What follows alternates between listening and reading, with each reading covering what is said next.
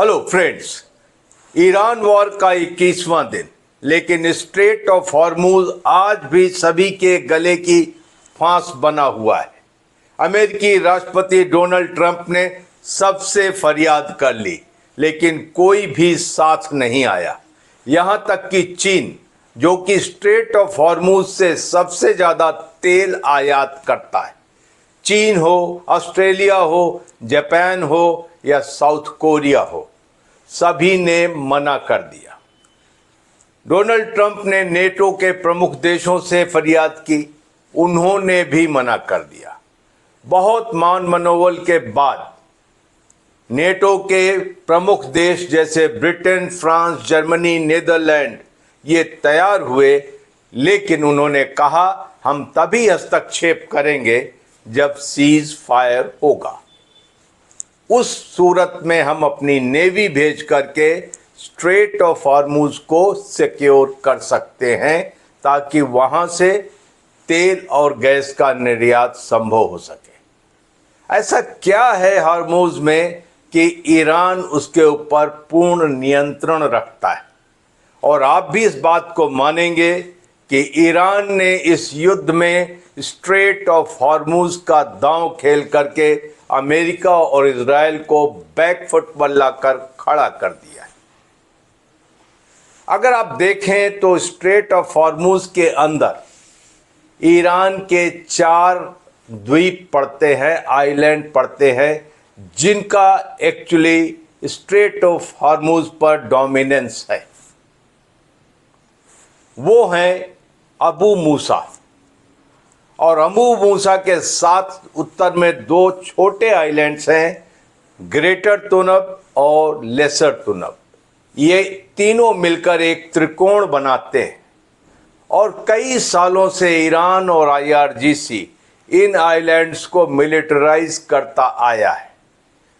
Missile launching sites हैं, anti ship missiles हैं, boats हैं, माइनिंग बोट्स हैं, और ड्रोन, सी ड्रोन्स का भंडार है। यहां पर कहा यह जाता है कि इन आइलैंड्स के नीचे बेसमेंट्स में और सुरंगों में ये सारी चीजें जमा की गई, और इस वजह से ये आइलैंड, जो कि स्ट्रेट ऑफ हॉर्मूज की इंटरनेशनल शिपिंग लेन के पास पड़ते हैं, कोई हिम्मत नहीं करता कि यहां से जहाज निकाला जाए।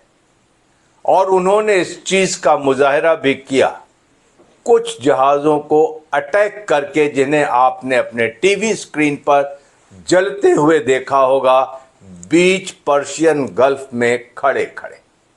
तो उन्होंने एक तरीके से वार्निंग दे दी कि अगर यहां से निकलोगे मारे जाओगे।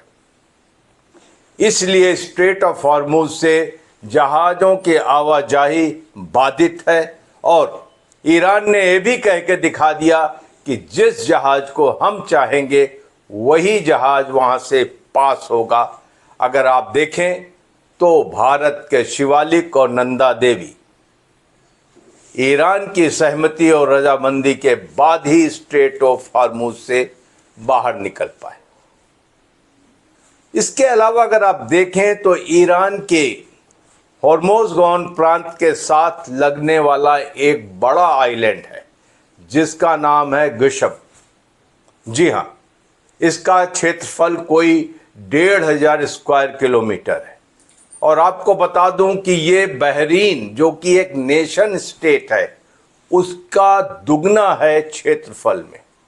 बहरीन से बड़ा आइलैंड है ईरान का, और कहा जाता है कि ये आइलैंड भी पूरी तरीके से मिलिटराइज है।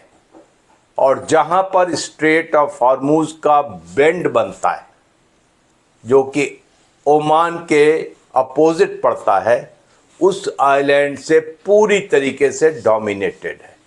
अगर आप याद करें तो कुछ दिन पहले ये बताया गया था कि यूएस एयरफोर्स ने कोशम आइलैंड के ऊपर 5000 पाउंड के बम गिराए थे। कहा जाता है कि इस आइलैंड पर नेचुरल कवर है, और इसके नीचे नीचे ईरान और आईआरजीसी ने बहुत सारी व्यवस्था कर रखी है जिससे कि स्ट्रेट ऑफ हॉर्मुज को डोमिनेट किया जा सके। और ये आइलैंड भी गले की फांस बना हुआ है। लोग सोच रहे हैं कि इस पर कब्जा कैसे किया जाए। बात साफ है, मतलब साफ है कि जब तक आप बूट्स ऑन द ग्राउंड नहीं उतारेंगे तब तक इन आइलैंड्स को, चाहे वो गशम हो, चाहे वो अबू मूसा हो, चाहे ग्रेटर तुनब हो या लेसर तुनब हो, इन्हें पकड़ना और इनके विरोध को न्यूट्रलाइज करना संभव नहीं होगा। संभवतः जो अमेरिकन मरीन्स आ रहे हैं यूएसएस त्रिपोली के साथ, वो इसी काम के लिए आ रहे हैं कि अगर सभी लोगों ने डोनाल्ड ट्रंप को मना कर दिया है तो डोनाल्ड ट्रंप जरूर चाहेंगे कि अमेरिका अपने बूते पर एक बार स्ट्रेट ऑफ हॉर्मुज को खोल कर दिखाए, तभी तो उसका वर्चस्व साबित होगा। और एक बात और, अबू मूसा और ग्रेटर तुनब और लेसर तुनब की कहानी बड़ी अजीब है। 1971 में जब यूएई आज़ाद हो रहा था ब्रिटेन से, तो उस वक्त ब्रिटेन ने यूनिलैटरली ईरान के शाह के कहने पर ये तीनों आइलैंड, अबू मूसा, ग्रेटर तुनब और लेसर तुनब, ईरान को दे दिए थे। जबकि यूएई आज भी कहता है कि ये आइलैंड्स उसके। तो जहां भी ब्रिटेन वाले जाते हैं, जाने से पहले एक ऐसी परिस्थिति जरूर पैदा करते हैं ताकि वहां पर सालों साल अशांति बनी रहे, विवाद चलता रहे। आज के लिए सिर्फ इतना। बहुत जल्द मुलाकात होगी, तब तक के लिए जय हिंद।